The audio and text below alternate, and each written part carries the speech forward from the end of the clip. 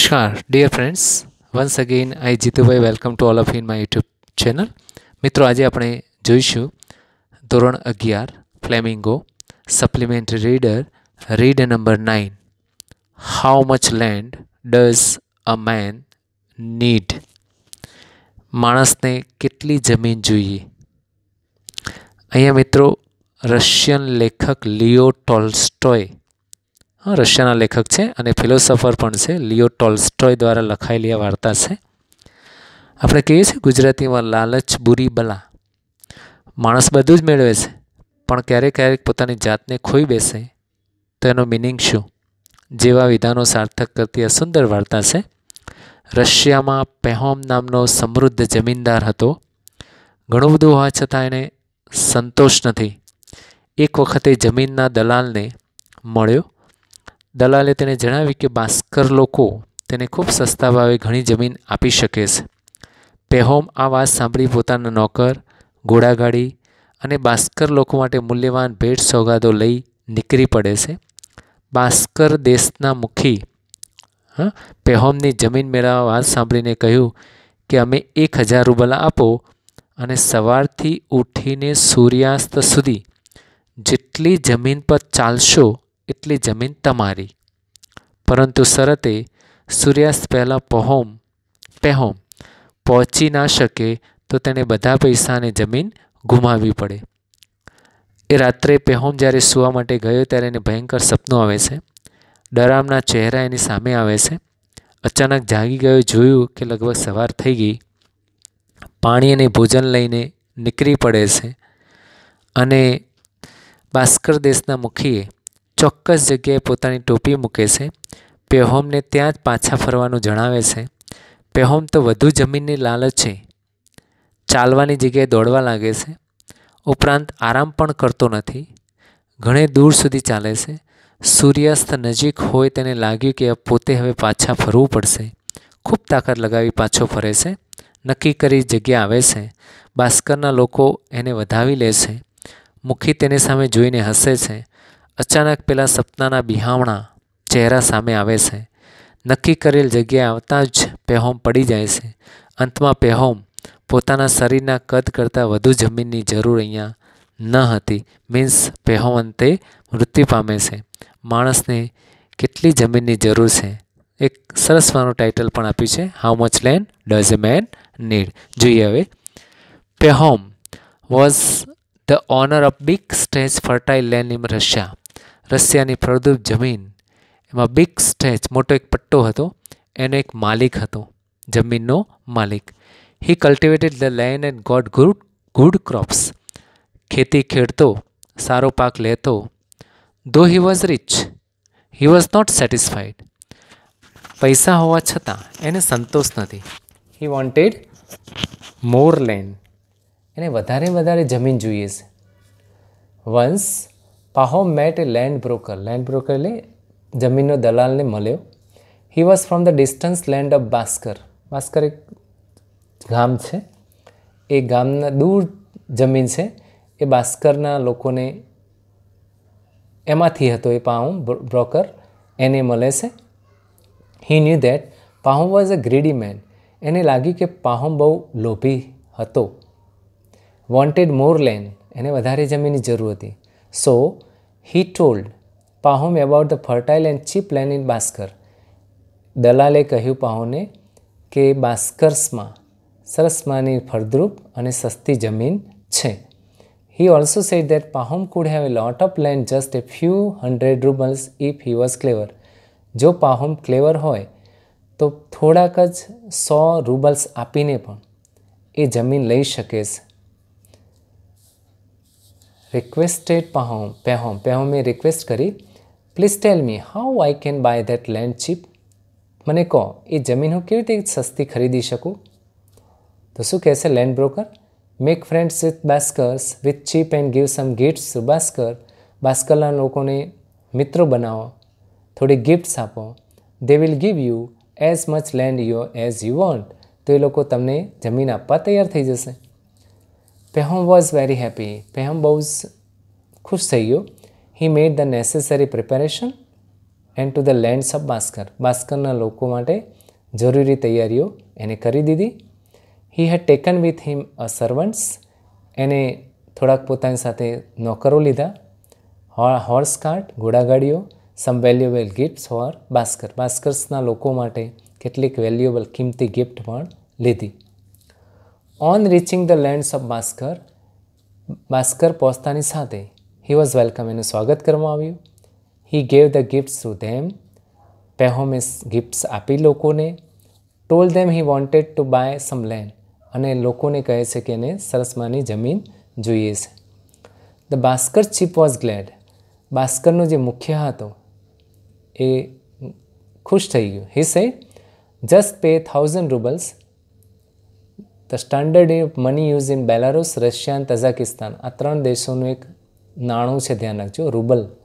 આપણે જેમ રૂપિયા છે, અમેરિકાના ડોલર છે, એમ ત્યાંનું રૂબલ્સ.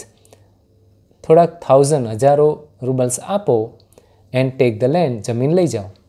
You can take as much land as you can cover on foot in 1 day. તમે જમીન લઈ શકો છો, લેવી હોય એટલી. તમે જેટલું ચાલો એક દિવસમાં એટલી જમીન તમારી. You should start walking at sunrise and you must return before sunset. તમારે શરૂ કરવાનું સૂર્ય ઉગ્યા થાય ત્યાંથી, અને સૂર્ય અસ્ત થાય ત્યારે તમારે રિટર્ન આવવાનું પાછા.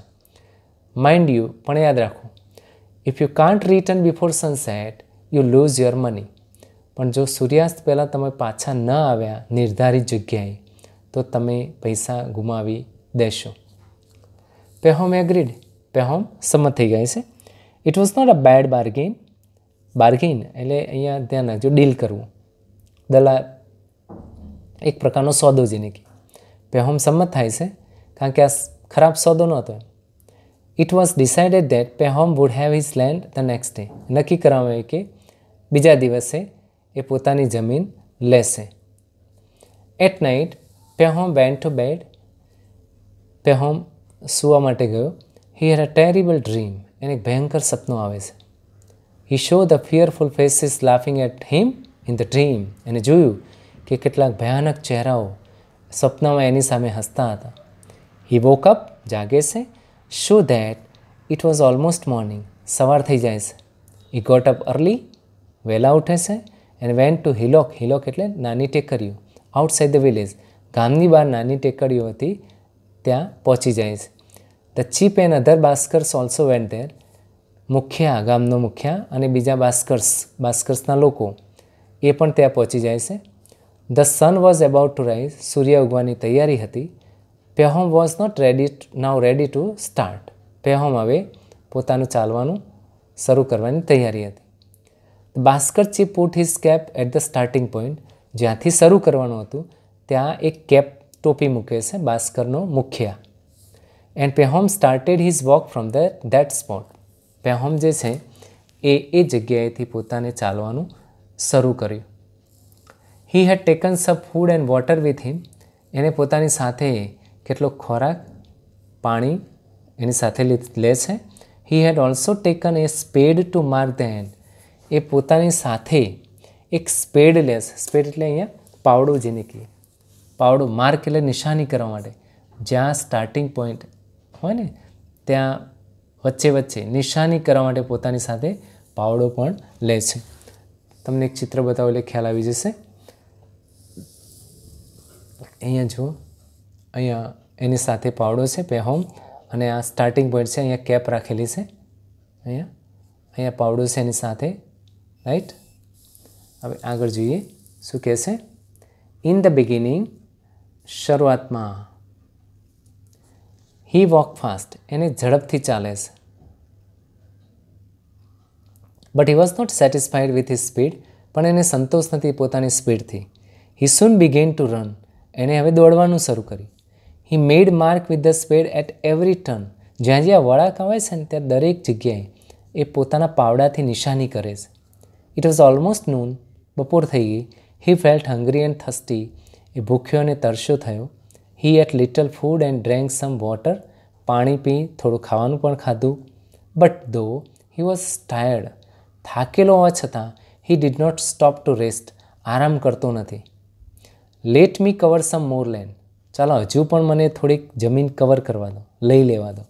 Late me cover some more land, હજુ પણ મારે વધારે જમીનની જરૂર છે. He said to himself and continue two run, પોતાની જાતને આવું કહેતા કહેતા એને દોડવાનું ચાલુ રાખે છે. હી રેન ફોર સમ મોર ટાઈમ, એ થોડુંક વધારે દોડે છે, થોડુંક વધારે દોડે છે. ધ સન વોઝ મૂવિંગ વેસ્ટવર્ડ, હવે સૂર્ય વેસ્ટ તરફ, પશ્ચિમ દિશા તરફ જતો હતો. આઈ મસ્ટ રિટર્ન નાઉ, હવે મારે પાછા વળવું પડશે, કારણ કે શરત હતી ને સાંજ પડે પાછા આવી જવાનું. I have come long distance, હું લાંબી દૂરી સુધી અહીંયા આવી ગયો છું. હી થોટ, વિચારે છે. હી વોઝ વરીડ, એને ચિંતા હતી. Whether he would reach the to starting points before sunset, સૂર્ય આથમતા પહેલાં જ્યાં સ્ટાર્ટિંગ પોઈન્ટ હતો ત્યાં હું પહોંચી શકીશ ખરો. He gathered his strength and ran, શક્તિ ભેગી કરી અને રિટર્ન પાછા દોડવાનું શરૂ કરે છે. The sun was near the horizon, ક્ષિતિજ, સન એકદમ ઢળતી સ્થિતિમાં આવવાની તૈયારીમાં હતી, એટલે કે આથમવાની તૈયારીમાં. Pahom was also not very far from the hillock, ટેકરીથી હવે બહુ દૂર નહોતો સ્ટાર્ટિંગ પોઈન્ટથી. He could hear the people shouting and cheering him, લોકો એને સાંભળ્યા, બૂમો પાડતા હોય, ચીયરિંગ કરતા હોય, એનું સ્વાગત કરતા હોય. He could also hear the Bashkir chief laughing, એણે બાસ્કર્સના જે મુખ્ય હતા એને હસતા પણ એને સાંભળ્યા. He remember the dream he had seen at night, એને યાદ આવ્યું પેલું રાત્રે હસતા ચહેરા હતા ને એવું ભયાનક સ્વપ્ન એ હવે જોયું હતું, એને યાદ આવે છે. હી વોઝ હોરિફાઈડ, એ ભયભીત થઈ જાય છે.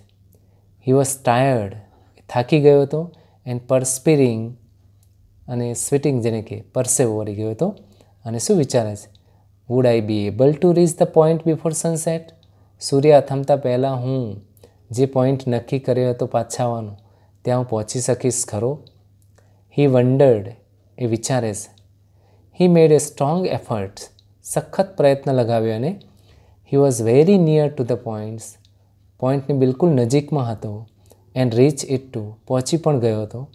But as he touch the cap, જેવી ટોપીને એ ટચ કરે છે, which marks the starting point, જે નક્કી કરેલો પોઈન્ટ હતો, નિશાની હતી ટોપી, આપણે ફોટામાં જોઈ ને આ ટોપી તમે જોઈ શકો છો. આ સ્ટાર્ટિંગ પોઈન્ટ હતો, અહીંથી શરૂ કરવાનું અને સાંજ પડે અહીંયા પાછા આવી જવાનું. આ ટોપી છે કેપ.